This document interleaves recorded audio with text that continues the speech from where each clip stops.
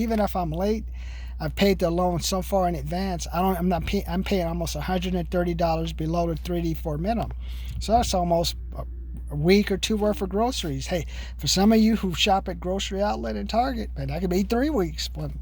So, and then it also, because the interest rate now in the banks is basically 0%.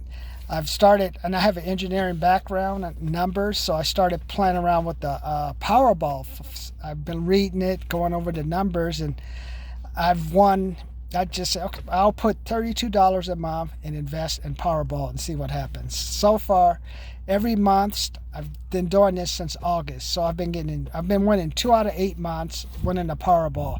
All I do, I have a program you can look into. It's $35. Give you my strategies. The one tip I'll give you about Powerball is just pick your own numbers, because if you don't pick your numbers, it's the same as having the hen watch the hen, having a fox watch the hen house. The fox is going to pick the best chickens or hens to eat, and that's the same as thinking that machine can't help you. You can't serve two masters. One master is to make sure that they collect as much from the lottery and keep it. And then if you want the machine to pick your number, you're assuming, okay, the machine is going to give you the best numbers to win. Hey, based on what I just told you, I think I have a new strategy now too. But it's going to cost you $35 to see it. I already gave you one bonus tip. Pick your own numbers. So after day 2, after I pay the rent, I go pay the car. So if you don't have a house to live in, you always have the car. I did that before. How many of you guys have lived in your car before? I did that a couple of months when I sold my house in Yucca Valley. Tried 2 to 3 months living in the car. Because between where I live at and my company, there are these rest areas. So you think you can park in the rest area, use a restroom, relax, and then go to work. So I tried that for a while, but that ended up collapsing because then all of a sudden, I don't know if it's due to budget cuts or too many people staying in the rest area, man. They started closing them up, and then I said, okay, why don't I just try to live in Motel 6 for a while? So I said I was going to stay 1 or 2 days in Motel 6 and then spend 1 or 2 days at the rest area.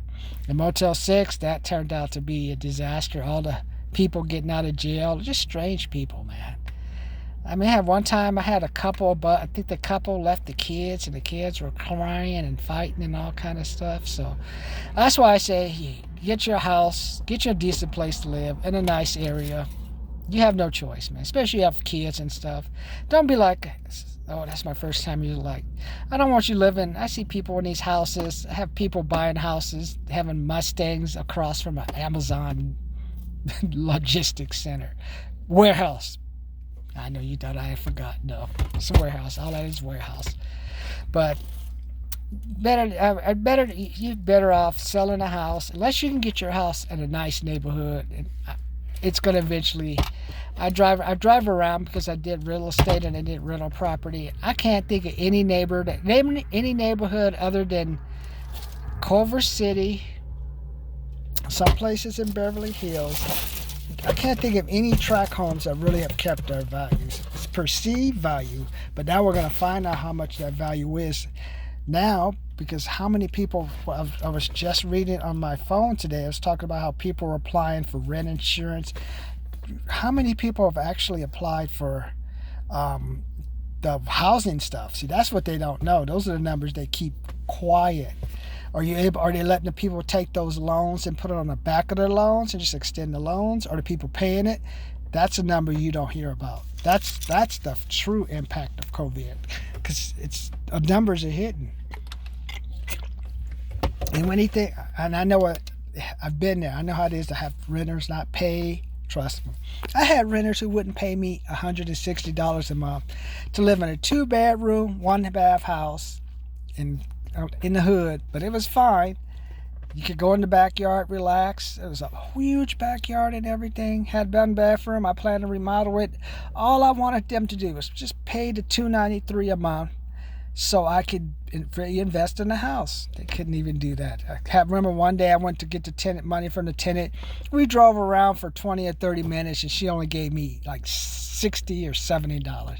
I'm like, damn, that's how people are, man, when it comes to rent. They just think they're going to stay there for free.